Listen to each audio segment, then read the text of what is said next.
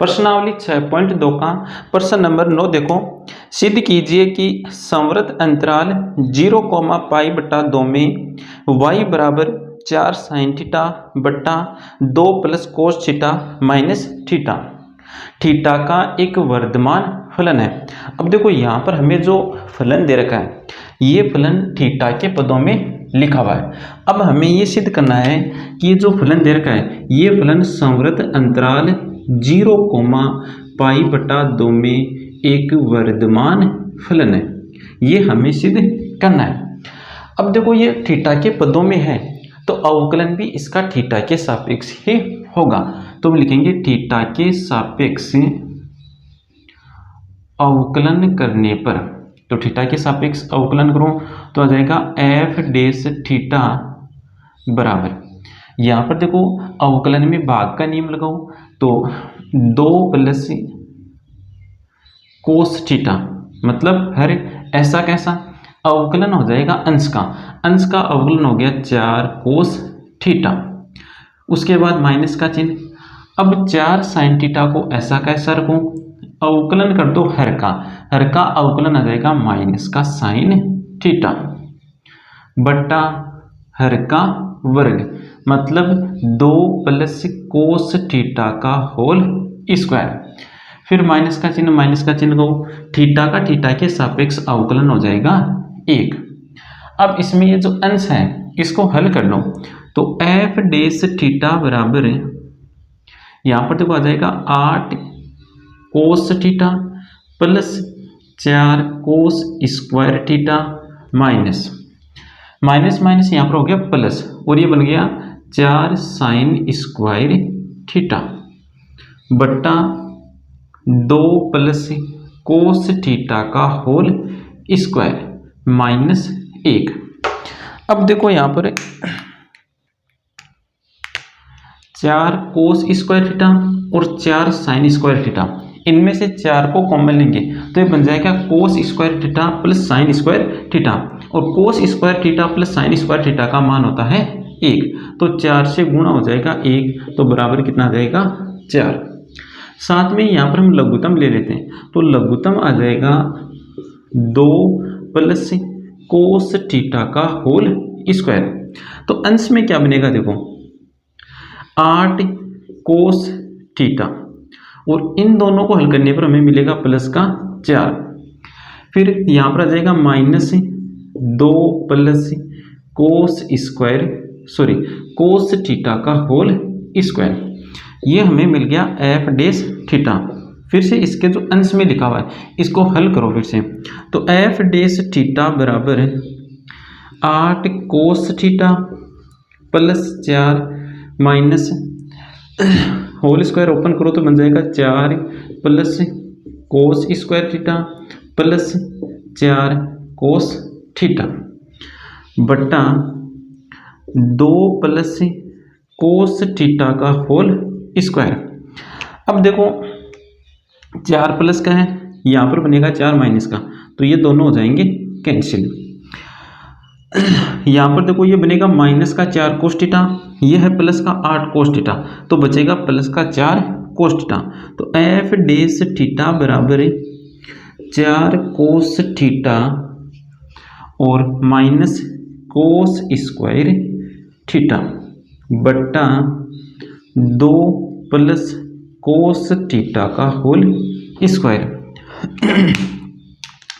अब देखो अंश में से कोस थीटा कॉमन आ रहा है तो कोस थीटा को कॉमन ले लो तो ये बन गया कोस थीटा गुणा 4 माइनस कोस थीटा बट्टा 2 प्लस कोस थीटा का whole square, 2 plus cos theta का होल स्क्वायर, देखो क्या लिखा हुआ है 2 प्लस कोस थीटा का होल स्क्वायर।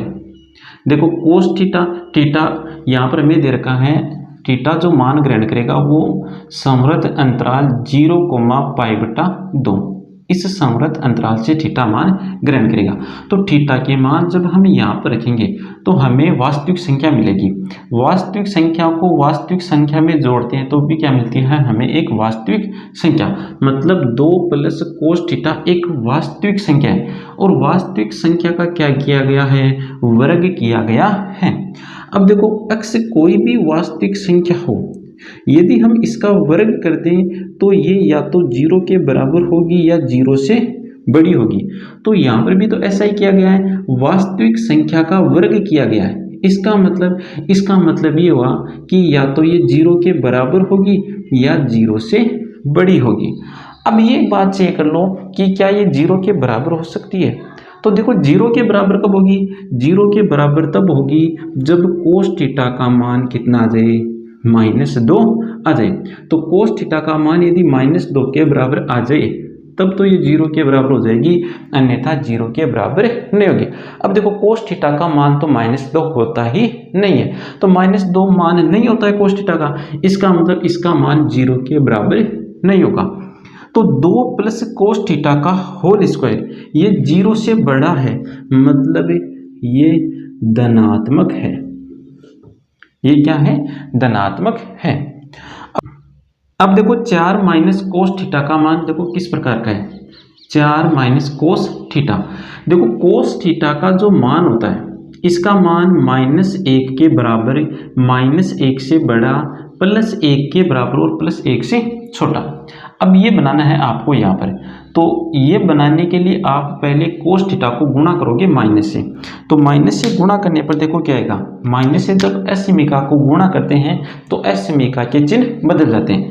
तो यहाँ पर माइनस से गुणा करेंगे तो यहाँ पर आ जाएगा +1, एस समीका का चिन्ह बदल जाएगा, यहाँ पर आएगा माइनस का कोस थीटा, फिर ये एस समीका का चिन्ह बदल जाएगा और यहाँ पर आ जाएगा -1। अब मैं इस एस समीका को पलट करके लिख रहा हूँ, मतलब लेस देन इक्वल के रूप में लिख रहा हूँ। तो इस साइड से शुरू कर दो, तो -1 less than equal minus cos theta less than equal 1। अब 4 ऐड कर दो, तो 4 यहाँ पर जोड़ेंगे तो यहाँ पर तो बन गया 3 less than equal 4 minus cos theta less than equal 5। इस बात को देखकर मैं ये कह सकता हूँ कि 4 माइनस कोस थीटा का मान 3 के बराबर, 3 से बड़ा, 5 के बराबर और 5 से छोटा है। मतलब मैं ये कह सकता हूँ कि 4 माइनस कोस थीटा का मान धनात्मक है। तो 4 माइनस कोस थीटा का हमें मान मिल गया धनात्मक। अब रह गया कोस थीटा। तो कोस थीटा के लिए देखो हमें यहाँ पर थीटा का मान दे रखा है, ये थीटा का मान है संवृत अंतराल 0,π/2। मतलब यहाँ पर प्रथम चतुर्थांश है, साथ में थीटा का मान 0 और π/2 है। हमेशा ध्यान रखना प्रथम चतुर्थांश में जो कोण बनता है वो बनता है विवृत अंतराल 0,π/2। सेकंड चतुर्थांश की बात करें तो वहाँ पर कोण बनता है विवृत अंतराल π/2, और थर्ड में जो कोण बनेगा वो बनेगा विवृत अंतराल π/3π/2। और चतुर्थ चतुर्थांश में जो कोण बनता है वो बनता है विवृत अंतराल 3π/2, हमेशा इन चतुर्थांशों में जो कोण बनेंगे वो विवृत अंतरालों के रूप में ही बनते हैं। तो यहाँ पर हमें ये थीटा का मान दे रखा है। अब देखो मैं एक बार चतुर्थांश बना लेता हूँ, तो यहाँ पर 0, यहाँ पर π/2, यहाँ पर पाई और यहाँ पर 3π/2। अब देखो हमें जो मान दे रखे हैं, हमें क्या क्या दे रखा है, हमें दे रखा है प्रथम चतुर्थांश के साथ साथ 0 और π/2। अब देखो प्रथम चतुर्थांश में तो कोस होता है प्लस का। अब इन दो मानों के लिए भी चेक करो, तो कोस 0 पर कोस का मान होता है धनात्मक, 1 होता है, मतलब धनात्मक होता है, हमें चिन्ह ही देखना है। और π/2 पर कोस का मान होता है 0, π/2 पर कोस का मान क्या होता है 0। तो हमें इस अंतराल में कोस का मान धनात्मक भी मिला है और 0 भी मिला है। तो ये जो कोस थीटा है, ये कोस थीटा 0 भी हो सकता है या धनात्मक भी हो सकता है। इसकी दो स्थितियां बन गई, तो एक एक स्थिति को ले लो एक बार। देखो इस स्थिति को हम ले तो एफ डेस थीटा बन गया शून्य, एफ डेस थीटा बन गया शून्य। एक बार मैं दोनों स्थितियों को अलग अलग लिख रहा हूं, बाद में एक साथ लिख देंगे, तो अलग अलग मैं यहां पर लिख रहा हूं रबकारी में। तो इस स्थिति को लें, मतलब कोस थीटा 0 के बराबर हो, इस स्थिति को लें तो ऊपर 0 बन गया, ऊपर 0 बनते ही एफ डेस थीटा बराबर हो गया शून्य। अब मैं इस स्थिति को लूं तो कोस थीटा धनात्मक, ये भी धनात्मक और ये भी धनात्मक, सभी धनात्मक है, इसका मतलब एफ डेस थीटा प्लस का है। प्लस का होने का मतलब शून्य से बड़ा है। अब इन दोनों स्थितियों को मिला करके लिख दो, तो मिलाकर लिखेंगे तो क्या बन जाएगा, एफ डेस थीटा 0 के बराबर और 0 से बड़ा है जब थीटा संवर्त अंतराल 0,π/2 में से हो। तो एफ डेस थीटा 0 के बराबर, यहाँ सॉरी 0 के बराबर और 0 से बड़ा है। अब ये स्थिति देख लो कौन सी बन गई, ये स्थिति बन गई वर्धमान फलन की। ये स्थिति कौन से फलन की बनी है, वर्धमान फलन की। तो हम लिखेंगे अतः दिया गया फलन, अतः दिया गया फलन एक वर्धमान फलन है। कैसा फलन है, वर्धमान फलन है। ये हुआ इसका डिटेल में सॉल्यूशन। अगला प्रश्न देखो, प्रश्न नंबर 10, सिद्ध कीजिए कि लघु गणकीय फलन विवृत अंतराल 0, अनंत में वर्धमान फलन है। यहाँ पर हमें फलन कौन सा दे रखा है, लघु गणकीय फलन दे रखा है, और हमें क्या चेक करना है, हमें चेक करना है विवृत अंतराल 0, अनंत में ये लघु गणकीय फलन वर्धमान फलन होता है। अब देखो वर्धमान है या निरंतर वर्धमान है, इस बात का तो पता हमें प्रश्न को हल करने पर ही चलेगा। तो फलन दे रखा है एफ एक्स बराबर log x, x के सापेक्ष अवकलन कर दो, तो x के सापेक्ष अवकलन करने पर आएगा एफ डेस x बराबर 1/x। अब देखो x की जगह कौन सी संख्या रखेंगे, तो x की जगह ये संख्या रखेंगे, और यहाँ पर ये जो संख्याएं लिखी हुई है ये संख्याएं हैं धनात्मक। यहाँ पर ये संख्याएं कौन सी है, धनात्मक। तो इस x की जगह हम धनात्मक संख्याएं रख रहे हैं, और इस 1 का चिन्ह किसका है, 1 का भी चिन्ह है धनात्मक का, मतलब हम धनात्मक संख्या में धनात्मक संख्या का ही भाग दे रहे हैं। तो धनात्मक संख्या में जब हम धनात्मक संख्या का भाग देते हैं तो हमें एक धनात्मक संख्या ही मिलती है। इसका मतलब 1/x हमें एक धनात्मक संख्या मिलेगी। 1/x धनात्मक है, इसका मतलब एफ डेस x भी धनात्मक है। 1/x धनात्मक होने का मतलब एफ डेस x धनात्मक है, और एफ डेस x धनात्मक है, इसका मतलब मैं ये कह सकता हूँ कि एफ डेस x 0 से बड़ा है। एफ डेस x 0 से बड़ा है। अब देखो ये स्थिति हमें कौन सी मिली है, ये स्थिति हमें मिली है निरंतर वर्धमान फलन की। तो x का मान जब इस अंतराल से हो, जब x का मान इस अंतराल से हो, तब एफ डेस x 0 से बड़ा है। 0 से बड़ा होने का मतलब दिया गया फलन विवृत अंतराल 0, अनंत में निरंतर वर्धमान फलन है। निरंतर वर्धमान फलन है। एफ डेस x 0 से बड़ा है, इसका मतलब ये फलन जो हमें दिया गया है वो एक निरंतर वर्धमान फलन है, न कि वर्धमान फलन। अगला प्रश्न देखो, प्रश्न नंबर 11, सिद्ध कीजिए कि विवृत अंतराल -1,1 में एफ एक्स बराबर x² माइनस x प्लस 1 से प्रदत्त फलन न तो वर्धमान है और न ही ह्रासमान। हमें देखो फलन दे रखा है एफ एक्स बराबर x square minus x plus 1। अब हमें ये सिद्ध करना है कि ये फलन इस अंतराल में न तो वर्धमान है और न ही ह्रासमान है। अब न वर्धमान और न ह्रासमान कब होता है? जब उस अंतराल में वर्धमान भी हो और ह्रासमान भी हो, तब उस स्थिति में फलन को कहा जाता है न तो वर्धमान और न ही ह्रासमान। अब देखो इस प्रश्न को हमें फिर करना किस प्रकार से है? हमें इस प्रश्न को हल करना है अंतराल ज्ञात करने वाले तरीके से, क्योंकि उसी तरीके से हम हल करेंगे तभी हमें पता चलेगा कि कौन से अंतराल में वर्धमान है और कौन से अंतराल में ह्रासमान है। तो सबसे पहले तो इस फलन का अक्ष के सापेक्ष अवकलन करो। तो अक्ष के सापेक्ष अवकलन करने पर आएगा एफ डेस अक्ष बराबर 2x माइनस 1। अब एफ डेस अक्ष बराबर रख दो 0। तो जब एफ डेस अक्ष बराबर 0 तो 2x माइनस 1 बराबर आ गया 0। यहाँ से x का मान ज्ञात कर लो, x का मान आ गया 1/2।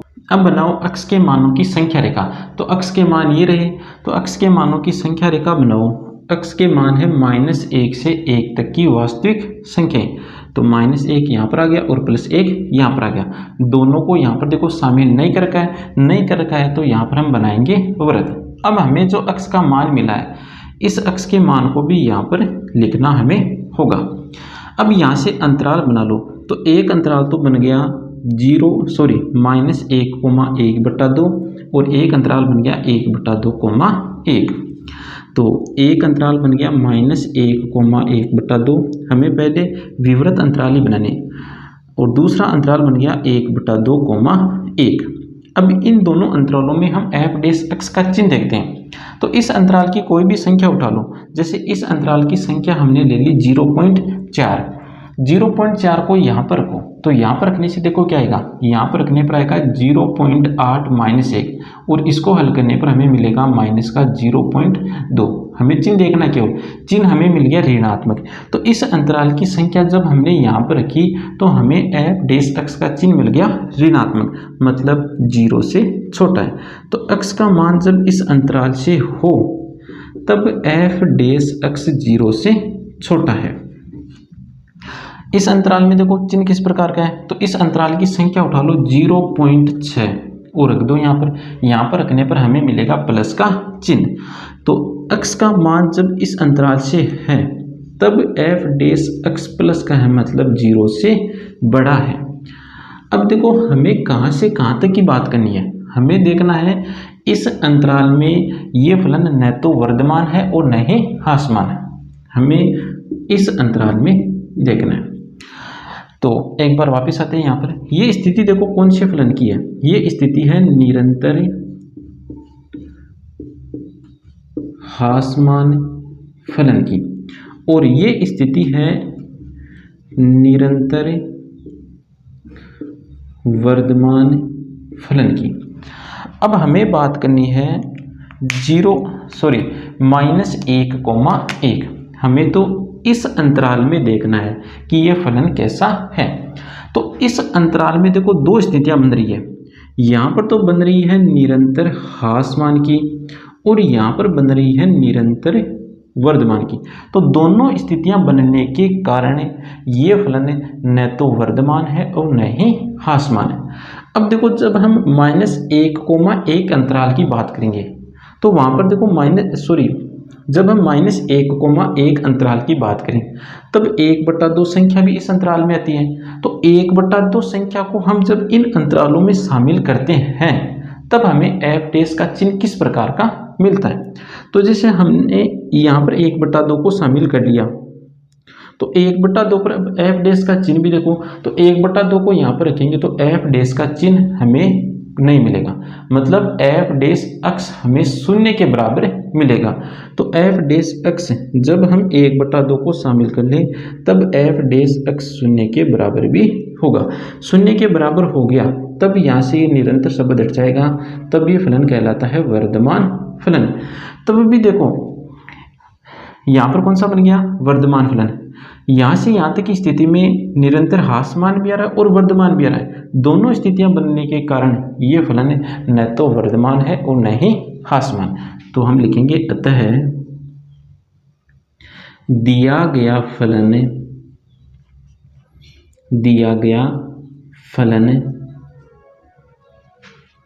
अंतराल -1, 1 में न तो वर्धमान